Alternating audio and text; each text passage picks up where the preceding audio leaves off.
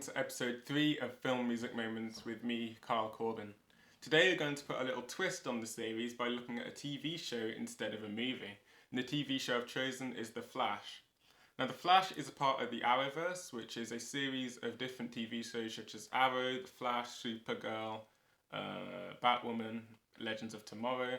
And the interesting thing about all of these series is that they're all composed by the same person, Blake Neely.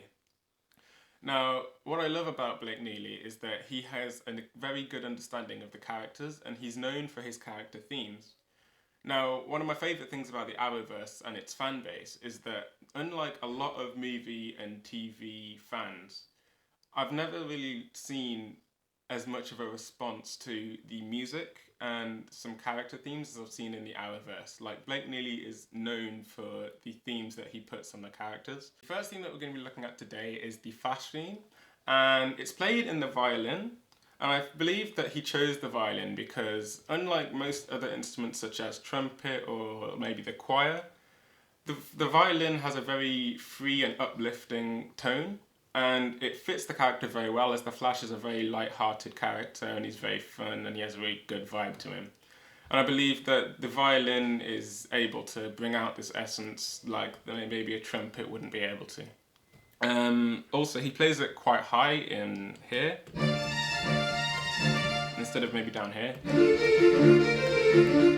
Again, to capture that really good light-hearted tone. So the main villain of the series is Reverse Flash, and as the name suggests, he lives to be the reverse of everything that the Flash embodies. It's said in the TV show that the more the Flash saves, the more the Reverse Flash takes. There are 4 main things that, even if you don't focus on the music, that you can associate the Reverse Flash. The first thing is this relatively simple one-note series. It's played in staccato, and you may think it's just one note, it doesn't really add anything. However, as a fan that studies the music, even as many fans don't study the music, this one note can create a lot of scare and anticipation, as we know that once we hear this single one note being played repetitively, we know that Reverse Flash is coming and we don't know what he's got prepared. The second thing is this little, which is usually played in crescendo, so it will start quiet and get louder.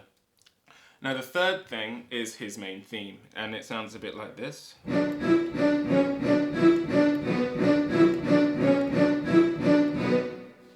And the interesting thing about this theme is it can either be played in single time, like I've just played it, or double time, which sounds like this.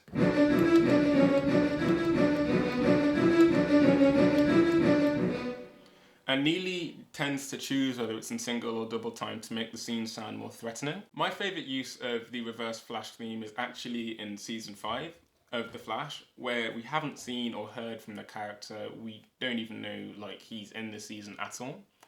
And one of the main characters runs off to see a character in prison. His back is faced to the camera, so we don't see his face, and the music is in C minor, just playing these really ominous strings.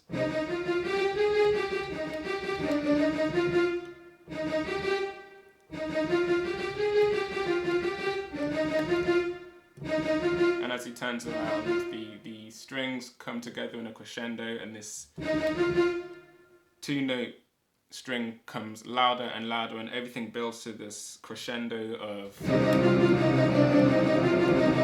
And it's just my favourite because it's really mysterious, because we don't know who the guy is in the prison until he turns around and his theme plays in huge crescendo. Now the fourth thing is sound effects, something that Neely uses a lot, especially in The Flash.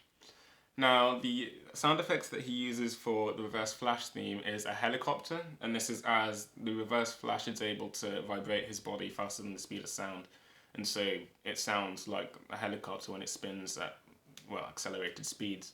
And so, it may sound like nothing at all, but this simple sound effect of a helicopter making noise as he vibrates his hand, it can sound very, very threatening, and once we hear it, again, we know that Reverse Flash is most likely going to kill someone. So one of the times the 2 themes were used together was while the 2 characters were battling each other during a crossover event, and Neely, in my opinion, perfectly uses the 2 themes right after one another like this.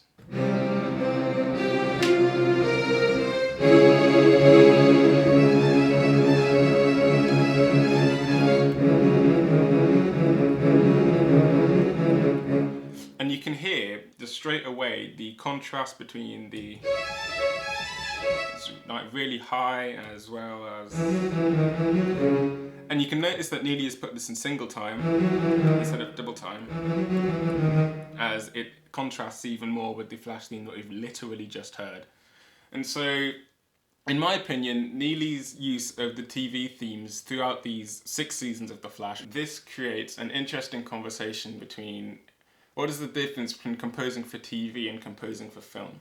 The difference with TV is, although the TV series is also starting the story, continuing the story and ending the story, the TV series will start it, will have a few episodes and then it'll end. You watch another episode, the music plays, series ends, and you're like, okay, it's ended on a cliffhanger, and you've got to wait a whole week for the next episode. And then you watch that episode and you've got to wait another week. Whereas the movie, it starts, you sit there for 2.5 hours and it ends. And I believe that although the TV series lasts for a longer span, the movie and TV series are quite similar, in the sense that sometimes the character will still have a theme that is iconic, that you'll remember and associate with the character even long after you see the film. And although TV series may have another season and the characters may come back and the themes will continue, I still believe that the themes for characters can have a lot of power. So I hope you've enjoyed this episode, and I hope you've enjoyed me looking at The Flash and other shows in the Arrowverse. If you ever watch The Flash, please let me know what you think, and I hope you look forward to episode 4.